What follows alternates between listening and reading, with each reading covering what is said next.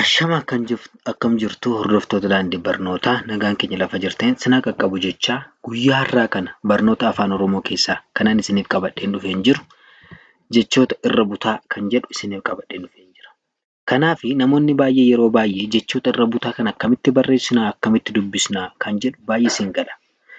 Baay'ee isinii galuu didee karaa bilbilaadhaan karaa meeseejiidhaan kallattii garaagaraatiin akkasiin na gaafachaa turtan abdii guddaan qaba.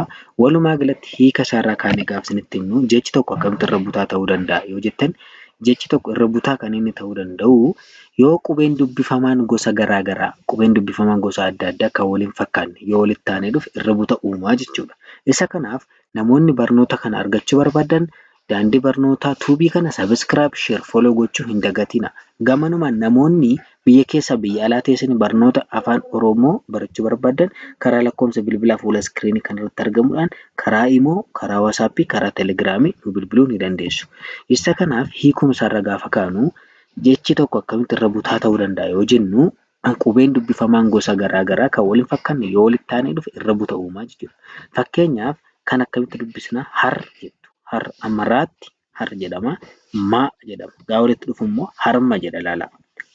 Harma yeroo jedhu raan qubee dubbifamaadha. Maanis qubee dubbifamaadha. Garuu qubee dubbifamaa gosa garaagaraati walitti aananii irra butaa uumaniiru jechuudha. Harma yeroo jedhu.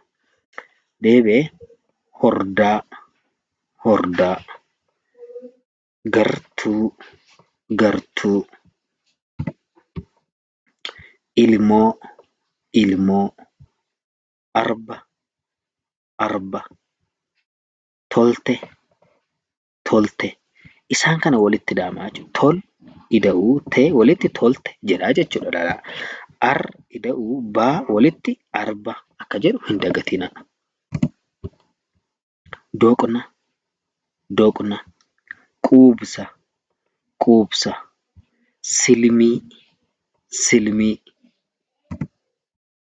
Waarshaa, waarshaa. Boorsaa, boorsaa. Deemsa, deemsa. Simboo, simboo. Somba, somba. Harmee, harmee.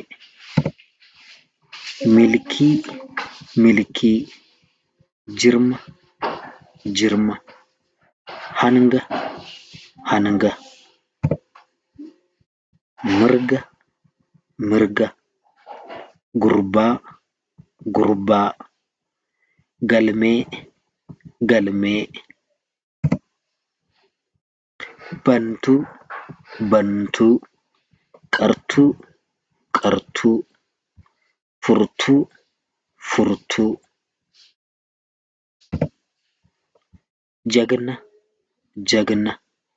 Farsoo, farsoo. Cuunfaa, cuunfaa.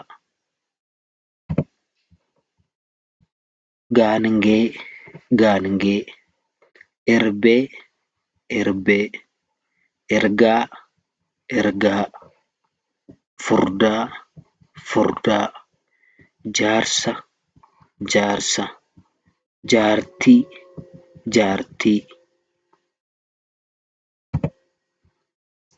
Seensa, seensa. Seensa, seense. Dinqii, dinqii. Ciniqii, ciniqii. Firdii, firdii. Qalbii, qalbii. Falmii, falmii. Marga, marga.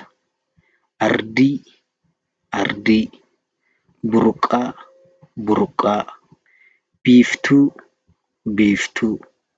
Daandii, daandii. Leenca, leenca. Galma, galma.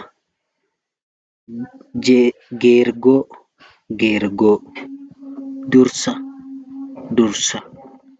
Gorsa, gorsa.